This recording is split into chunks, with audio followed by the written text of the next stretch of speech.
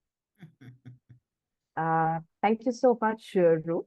Now, can I please ask Doug from North America to comment on this? Thank you, Raina. With respect to the unpaid care workers in the US, again, it's usually families or friends of the client. More accurately, it's usually a female family member or a friend caring for a loved one. We are grappling with this issue because in addition to unpaid caregivers not being compensated for their time, they often suffer burnout and at times are dealing with their own health issues, as many have talked about previously. Many have to leave the workforce to perform unpaid care, and then they end up needing care themselves. In the US, they often have no retirement savings as a public program. They don't allow caregivers to collect retirement if they are working for family members. And the majority of care is provided by unpaid caregivers, a huge part of our national economy. In the US, family and friend caregivers are not being paid because they either don't know that they may be eligible to be paid by a local, state, or federal program, or unfortunately, the client isn't eligible for a program that could pay their caregiver, usually due to the client having a monthly income that's too high. In the US, when we have public programs, oftentimes only the poorest people can qualify to receive care. That leaves people who've worked their whole lives with very few options. They can't afford care on the private market, so they turn to unpaid family caregivers. We have to address the crisis now and raise their wages while making care affordable and accessible to all. In California, we're working to create a universal long-term care benefit. All will be able to access the care that they need. Therefore, not making caregivers choose between not working full-time because of caregiving obligations or not being able to work at all, becoming adversely impacted financially, which is why we are very optimistic about Vice President Kamala Harris expanding Medicare coverage for in-home care upon her being elected president next month, November 5th. Yes. She is providing a model on how seniors and those with disabilities can supplement or completely cover their in-home care cost. We are also fighting to expand childcare for all in the same way. We need federal leadership, like hopefully our future president, Kamala Harris, to step in and get the funding job done. Which compels me to say in closing that it is urgent for all of us to make sure our governments at every level are heeding the call to meet the needs of caregivers and those they care for children, seniors, the sick, the recovering, and those with disabilities, especially because the care economy impacts other economies. It enables parents to work because they have childcare or someone caring for their ailing loved one. It enables the disabled people to live independently. It enables seniors to stay in their homes, and it enables hospitals to safely transition a patient to temporary in-home care upon discharge. In essence, the world cannot optimally function without the care economy, and we need to constantly remind everyone of this fact. We do the work that makes all other work possible. Thank you. And again, any further questions, feel free to put them in the chat or go to udwa.org. Thank you. Thank you so much, Doug, for a wonderful finish to the session. And thank you to all of the speakers who raised such pertinent points in the session. And in this webinar, we talked about domestic workers both as paid care providers as well as unpaid care providers in their own homes. And while as the former, they lack access to decent work and social protection, while being beset by the high prevalence of forced and child labor. As the latter, they lack access to care services, benefits, subsidies, and excluded from national care policies. Moreover, as mentioned in the final document on the care economy, published during the International Labour Conference 2024, labor in the care economy is not a commodity. Care should be seen as a public good and as a human right, with the state being primarily responsible for its provisioning. and it is imperative to see care as accessible by all while upholding the labor and human rights of the care workforce. During this discussion, we actually had a few questions that have come up from the audience. And I would perhaps like to request the speakers to take 2 minutes to answer each question. So my first question is to Ruth from Africa. And Ruth, there are actually 2 questions for you. The first question that says is that in Africa, there is a lot of emphasis which is being placed on the training of domestic workers.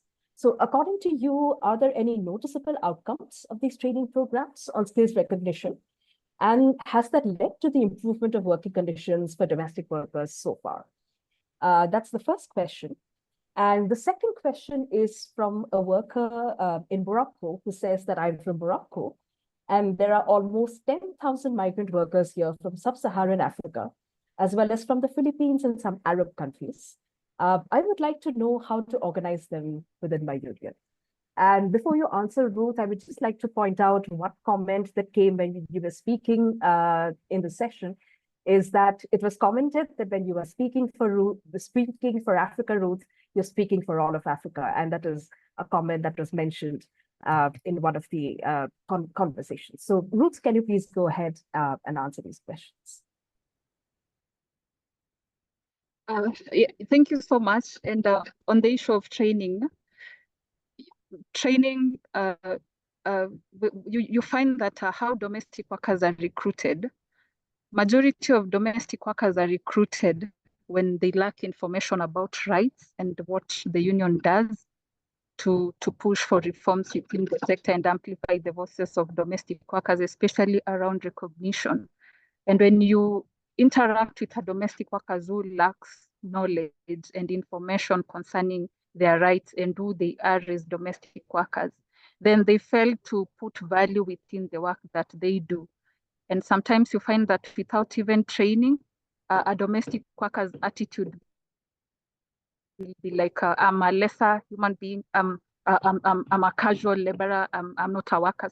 You find that training really empowers domestic workers, because in training, just besides labor rights, you are looking at the attitude of a domestic worker. Do they really love the job that they are doing? Do they appreciate that they are contributing to the economy of countries? Do they know that without the job that they are offering, then employers won't go to work? So education is really important for domestic workers to change their narrative and accept that they are workers like any other workers. And also sense to domestic workers that even as they do that work, they are not helping. They're doing that work because they are a worker just like any other worker. So in this case, training in our context has really enabled us to see even the need for domestic workers to organize. Because why then are we organizing? We are organizing because we want to impart knowledge to domestic workers to feel that, yes, they belong to the labor market in our country. So I really support training for domestic workers, because some of us, like myself, I couldn't have known the benefit of unions and get to where I am if it were not for the trainings that I was getting when I was a member of the union as a domestic worker. So training is really good for domestic workers. And we can see that in our region, we are having leaders that have taken the initiative to bring other domestic workers on board. Because they are coming from the point of no information to a point of an empowered domestic workers who also feel confident to express themselves and speak about what they really want for the sector. So we see that a lot with the leaders that we're getting in the region, and the mantra that the leaders are taking, that, yes, I feel that I'm a person, I'm a human being, and I am a worker. And when I know that I am a worker, I push for reforms that I want to see within the sector. And organizing migrant domestic workers. Yes, with migrant domestic workers, just letting them know that, yes, they are free to move and migration is unstoppable. But just to let them know that organizing is their power. And with migrant domestic workers, sometimes they experience a lot of discrimination. We even see it for example, in Kenya, whereby we also have Ugandans who are not Kenyans. And the fear of arrest, the fear of, just feeling that I might lack documentation and I might feel like I'm not recognized as a worker within this new country that I'm in. So just maybe I'll advise the comrade from Morocco, mobilize them, bring them together so that they see that there's protection that comes when they are together. And that is the starting point. Mobilize them, bring them on board. Let's talk about their situation. Just let get to know informally how is their stay like in the new country. How do they feel that they're being oppressed? What are the opportunities of organizing? Then take up the issues after that and see them feel like they are belonging to the association or rather the union that is mobilizing them. So it's really important for migrant workers to get organized because that is where their voice will be amplified. So get to know their issues, their situations, the challenges, and network with various agencies within the country, including the embassies, to see how their issues will be addressed. We are doing it in Kenya. We are forming a migrant workers association that will speak into issues of migrant workers, but we began by bringing them together as a network for them to feel that they belong to this country and push for issues that they have as domestic workers in the country. Thank you. Thank you so much, Ruth, for that, for the profound answer to that question. My next question is actually directed to Doug. Doug, you have already touched upon this in your speech, but I would like to take the opportunity to ask again. Could there be setbacks in what care workers have been achieving in the United States if a new government comes into power? Doug, this is for you. We've been working with the National Domestic Workers Alliance and with the Service Employees International Union on educating the current administration on how the care economy impacts all work. So we've done a lot of work over the last several years. And if you listen to Vice President Harris speak, she talks about caregivers. She talks about childcare providers and domestic workers. So I think the work that we've done over the years is going to pay off once we get her elected. We'll be able to have domestic work looked at through a different lens as decent work versus it's not real work. So we've collaborated with many people. Some of our unions don't really get it, to be honest with you, but the two leading unions, which is UDW and SEIU on this matter, we're bringing it front and center with the current Biden administration, and it will be a priority, we already know, in the Harris administration as well.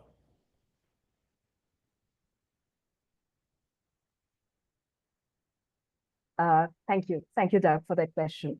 My next question is directed to Sonia. The question says that Seva's cooperative provides childcare services to its members.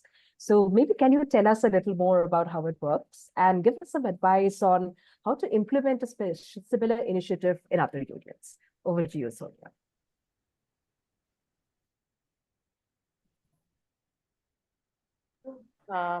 Thank you. I think it's a big question. We cannot address in one line. I think we should take it up different, but I think that is the unique model of Seva. Seva, we have been talking about professionalizing domestic work. Apart from professionalizing domestic work, Seva has been from its beginning addressing the care needs of the workers, informal workers. Means if they have to go there, their children have to be taken care of, and their care needs have to be addressed. So that is where the women themselves come together and think about starting the care cooperative, where the child care cooperatives, where women themselves are coming together and willing to look after the children of their fellow workers, through a cooperative, through a kind of their own model. That is the importance of, or that is the uniqueness of this child care cooperatives. And I think that is for the time being, I can say, but maybe I think we can have a session within IDWF to talk about cooperatives, collectives and all as part of the social solidarity economy, and think about models of care that we could also start implementing in our regions. Thank you so much.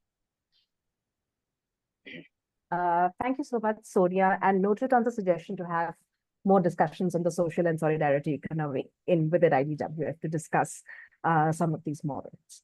My next question is to Ruth Diaz from Latin America, that you mentioned the challenges that we faced at the ILC. You had a discussion about them. So is the overall balance negative, or are there positive points to highlight? And what are the next steps based on what you have experienced within the ILC? That is the first question to you. And the second question is from Mexico, which says that a lot of young women are missing in Mexico and a lot of abuse of girls take place in Mexico. So how would you recommend they defend themselves using the union? Ruth, over to you. A ver si lo creo. Son tres preguntas, me parece. A ver si I think it's three logro questions.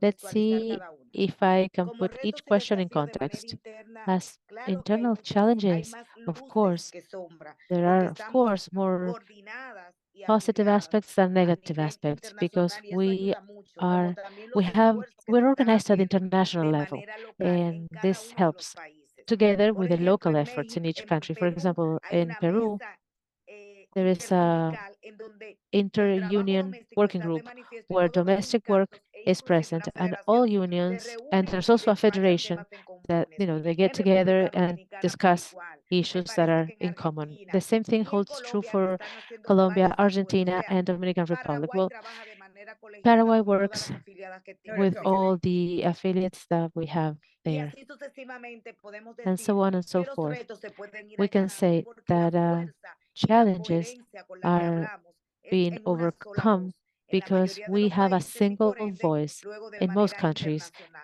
Entonces and eso also, también nos va a therefore, permitir at the ese international relevo level as well. And generacional so que queremos this is going para to poder ir help creciendo y us construyendo poder do the dentro de los generational sindicatos. transition, because this is what we Me want to parece do que to build de power within manera the muy unions. puntual el tema And de very el specifically, reconocimiento when we talk about generacional también tiene que ir the acompañado de generational conquistas. recognition, this has En to be algunos supported países se han by conseguido victories. pensiones In some especiales countries, a we were able to compañeras get que nunca special van a cotizar ni benefits nunca or pudieron pensions cotizar, porque for inclusive no se tiene colleagues seguridad that never social made any en esos contributions, países because there de is no manera social security in those cotizable el countries. reconocimiento a la seguridad social. There's no Entonces, en ese recognition sentido, of social también security. And so deberíamos in de that hacer regard, esfuerzo para we con las should make autoridades efforts poner de manifiesto vis-a-vis the estas authorities to be able trabajadoras to que make nunca van a these cotizar, que nunca cotizaron y que se les pueda to make dar evident algún this situation estipendio, of algún reconocimiento workers who en have never términos made de pensiones. contributions, En so el that tema they de can México, receive some que kind of dice a que benefit. hay muchas que And están regarding desprotegidas Mexico, ahí there are many y que unprotected pueden ser workers, violentadas. and that Me they could parece que be en todos los países abused estamos or enfrentando lo raped. I mismo think por that the same algo holds muy true for many puntual, que es el countries tema de la inspección because laboral, of the con el labor tema inspection issue. denominado de que el And domicilio so es the privado, que household no is se a puede private violentar entity, ese and it tipo de cannot privacidad. be Sin embargo, tiene que entered haber into, right? Because it's metodologías, como en private. algunos However, países que se han there should be adoptado para hacer methodologies inspecciones laborales. so that Porque labor si bien es inspections can be cierto, el conducted in domicilio the se puede households. entender que es un núcleo So household, familiar, of pero course, is a también ahí family hay home, trabajo. Ahí but there también is se work están going on generando there, derechos porque hay and una rights are empleada, being porque hay generated there una because there's an trabajadora. employee, there's Ahí a estamos worker. nosotras dentro de esas That's casas where we y are within generalmente those nadie households, puede those accesar a houses, ellas ni ver and las nobody condiciones can en have que estamos access to ejerciendo el them trabajo. to Y see eso no the solamente pasa conditions en in México, which work is eso being pasa performed. And como that doesn't tal en hold toda true, la that isn't población en true only América in Latina Mexico. de It is trabajo true doméstico, for the entire especialmente en la population of parte Latin rural, America donde hay mucha regarding migración domestic indígena work, o particularly in rápidamente sean the mujeres, rural muchas areas veces ni where there siquiera is a saben hablar lot el of idioma y con eso indigenous violentan porque migration, and tampoco hay many contrato times laboral. those Entonces, women a can't even partir speak the de buenas language, and implementaciones so o there's no efectivas contract law, implementaciones de convenios excuse me, there's no 189 contract que tenga que ver or labor con contract. So la inspección with laboral y el implementation of contrato the laboral, me parece que C-189, se we pueden ir need to implement allanando de also alguna manera con las labor denuncias inspections que so puedan that ir we can acompañadas del start sindicato. overcoming the Ese challenges, terreno also tan with the help of the difícil que unions. estamos This is enfrentando. very hard terrain No to sé si respondí. navigate. I'm not sure I actually answered your question. Thank you, Ruth, for trying to answer so many questions in such a short period of time and touching upon the most important points. Our last question is actually to Marion from Europe. And the question says that what can unions in Europe do to tackle labor shortages in the care workforce and attract more workers to the sector? And is there anything unions can actually do to address this care crisis? Marianne, this one's for you. Okay, I can. Thank you for the question. I can only address basically with in terms of experience the things that we are doing here in the Netherlands, which is a very special case wherein until now, despite the fact that the Netherlands have signed ILO 189 11 years ago, but the government still doesn't ratify and recognize domestic work as work. And because of this, we get ourselves involved in trade union works. We engage in trade union strategies and activities so that we can push more the government to hear us and demand all the rights and recognition that we want for all the domestic workers in the Netherlands. However, we also do some good examples and good practices coming from countries which actually respect and recognize domestic work as work with a good collective bargaining agreement, such as Italy, Belgium, among others. And that is what we that is what we tell the government, that we can get this and as an example, so that the domestic workers in the Netherlands would have all the benefits of and recognition just like any other work in the country. And nowadays, with the leaning rightist, leaning of the government, we are afraid that migrant workers, particularly, would not be really given a chance, especially those domestic workers where in majority are people of color.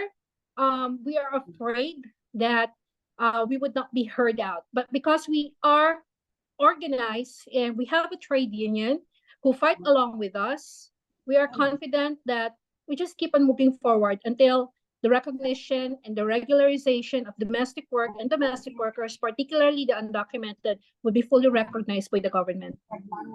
Thank you. Thank you. Thank you so much, Marianne, for the answer to that question. I said that it was the last question, but two very important questions have come in which need to be addressed to Marianne, which is why we are taking these questions right now. Marianne, we wanted to know, is there anything that the IDWF can do for domestic workers who are trapped in Lebanon? And what is the status of migrant domestic workers in Lebanon and how we as a federation can support them? Marianne, over to you.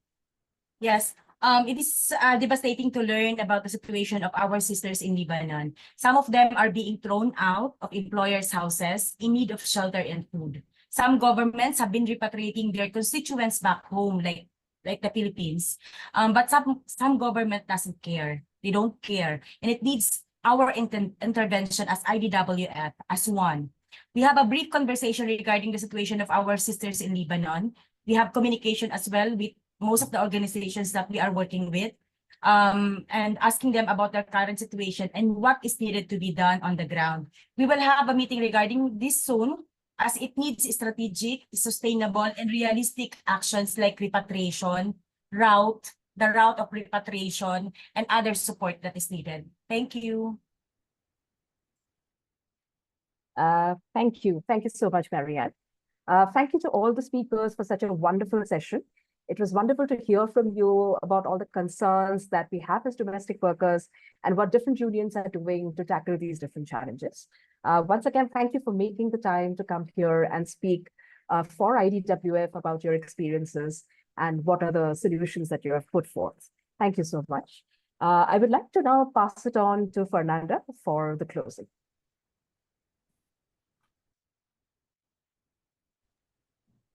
Muchas gracias, Reina, y gracias a Thank you, nuestros Reina. líderes, poderosos And I would like to enormes thank our leaders y for their también a las huge participantes por contributions. su entusiasmo, And I que would like to siempre thank the mandan sus participants for their preguntas, tienen sus enthusiasm because they comentarios. always Nunca send questions, they podemos have comments. abordarlas We can todas never address como them nos all, gustaría, pero las which is what we guardamos would para like to seguir do, but we save them contestándolas so that we más can tarde. continue answering Bueno, fue later. una sesión muy enriquecedora It was a very y también enriching session, alentadora, and porque it a was pesar also de los desafíos encouraging que because enfrentamos, despite the challenges that we los face, testimonios de nuestros líderes nos demuestran The testimonies of our leaders have shown that the movement is present, still present, and increasingly so in the international conversations on care, and that we have an impact on national policy on care. And so we would like to show a video that has all the strength of our delegation in the International Labour Conference of 2024.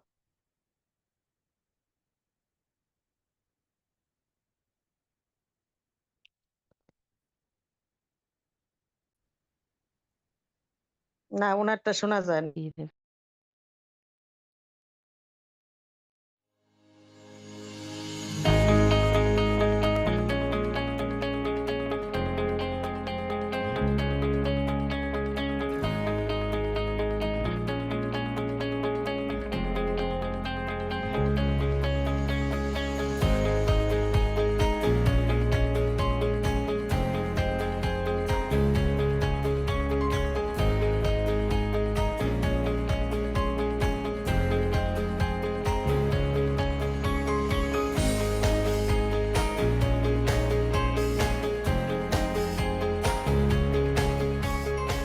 Temporary migration policies lead to a structural suppression of domestic workers' labor rights.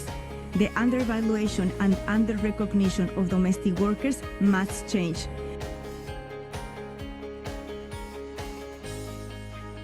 Nosotras somos trabajadoras de cuidado. Es importante para nosotros que este documento refleje el trabajo remunerado, el trabajo no remunerado, el paid work indirecto y el and paid directo. work, direct and indirect work.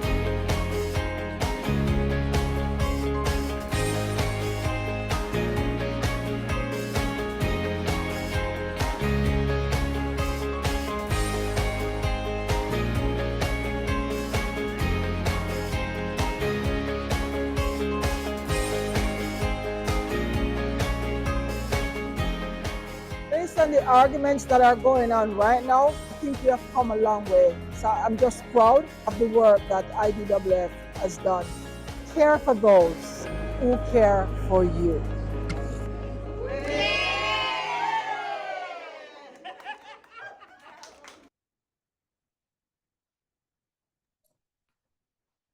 Bueno, hemos llegado al final. So with that, Lamentablemente, siempre queremos quedarnos our un poquito time más, pero is ya now estamos pasadas de has la come hora. to an Así que end. es un honor para We're now a nosotras bit over invitar a our nuestra time secretaria general, assigned. Adriana Paz, We would para dar like las palabras to de cierre. invite Adelante, our General compañera Secretary Adriana. General, Adriana Paz, for the wrapping remarks. Thank you so much, Fernanda. Thank you so much to each one of the leaders that have been bringing so much wisdom and so much strategy into this. Thank you so much, Ruth from Africa, from Latin America, Marianne from Kuwait, Marion Grace from the UK, Sonia from India, Doug from the United States. And yeah, I'm not forgetting anybody. Yeah. And Raina. It's been very inspiring to listening to what each one of you is doing in your regions, but also how much you are involved in deeply understanding what is at stake right now here with the challenges, with the risks and the opportunities that we have in the care economy right now. I want to draw some of the final conclusions. Sonia was telling us that the agenda of the domestic workers in improving working conditions, it goes indeed beyond the working conditions sphere, but it also goes to life conditions, because domestic workers do unpaid care work. So in that sense, she was telling us that we really need to think on how to bring together different multiples of agendas, the care economy, the decent work agenda, and how they interact with other agendas such as the social protection agenda, the gender-based violence agenda, the agenda for access to justice, the occupational health and safety, the fiscal agenda, and how do we think about care as a framework for action and as a philosophy. And also, how do we think about care in terms of political economy so that can we effectively address the so-called care crisis. She gave us a presentation about who is doing the care in Asia, and that evidence-based research, it is what the domestic workers unions in Asia are providing, that knowledge to really redirect public care policy. Ruth Diaz and Ruth Kakame have also talked about the necessity to revalue domestic work through skills recognition, through competences and professionalization. It is not only a matter of having better wages, but also what Ruth Kakame was referring, the attitude of the domestic workers, which means the self-dignification of domestic workers when they have been recognized as a profession where their skills and competences are recognized, and that brings an element of formalization and professionalization to the complicated and nuanced relationship between the employer and the domestic worker when they are isolated in the context of the household. So skills training and recognition are important to formalize the relationship between employer and worker. Doug also was telling us about who cares for those who care for us. Domestic workers do not have the capacity, the economic capacity to pay for private care services because their wages are extremely low. So they find themselves with this choice that they have to make, to either go outside and work as paid care providers or stay at home providing care for their family members. This is why we advocate for national care policies that put the responsible for the care provision and the leadership of the state. And this goes back to what Sonia was telling us, how do we need to think about care? So the way forward, I think there are a lot of good ideas and strategies that the region and the leaders are already doing. So we have a roadmap here that the leaders have been sharing with us. The first point in our roadmap is to ratify and implement C189. Raina was telling us that there are only 38 countries that have ratified C189. And this is an extremely low number of ratifications, because this tells us how difficult it is to bring formalization and decent working conditions into the domestic work sector that has been historically marginalized and excluded from legislation because domestic work is not considered real work up until today in some of the countries. In some others, there are progresses. To those countries that have ratified C189, we urge them to do legal labor law reforms so they can actually implement what C189 says. C189 puts us in equality of conditions with domestic workers, with other workers in other occupations. Formalization of the sector. There are different ways and methodologies to formalize the sector. We do have the recommendation 206 that tell us exactly how formalization can be done. Let's remember, domestic workers are not informal workers in nature. We are wage workers. If domestic workers are working under informality of conditions, it's because the lack of implementation and the lack of recognition of their status as wage workers. Institutionalized social dialogue spaces.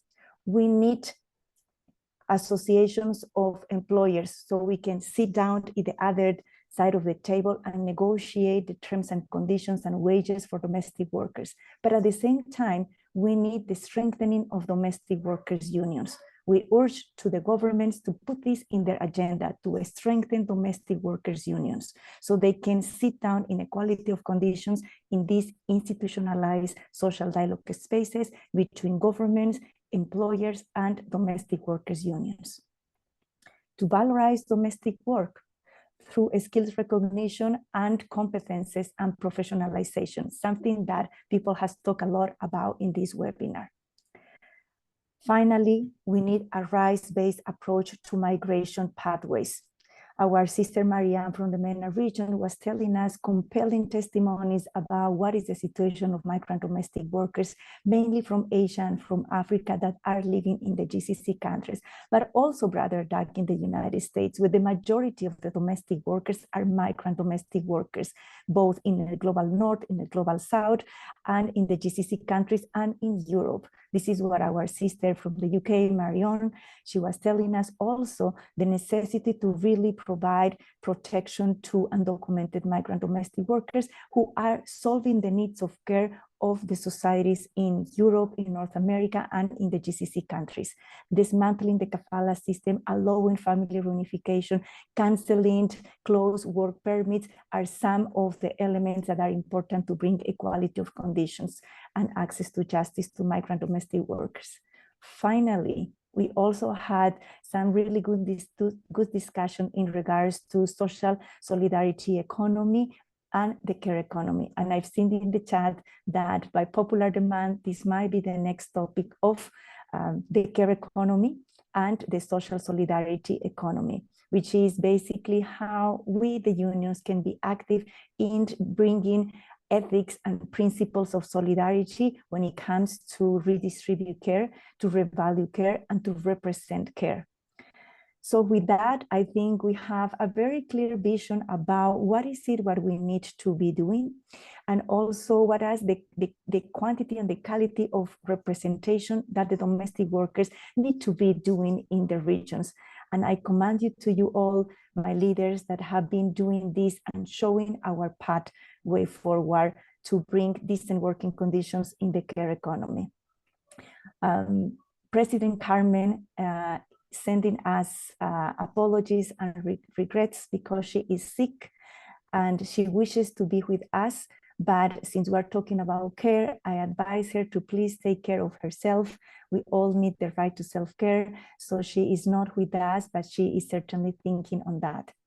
And in absence of our president, I wanted to see if our brother Tondiepi Dure, our first vice president, if he is here to give a final closing remarks in the absence of our president. And I thank you all, to all the speakers, for your brilliant comments and remarks that you made us think a lot about on how the quality of conditions in the care economy can be done.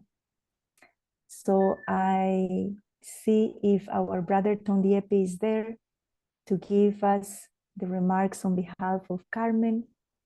I'm gonna wait for 1 second. Okay, it seems that we don't have. Adriana. Okay, we don't have it. Ya Okay. salió, sí. Okay. So then let's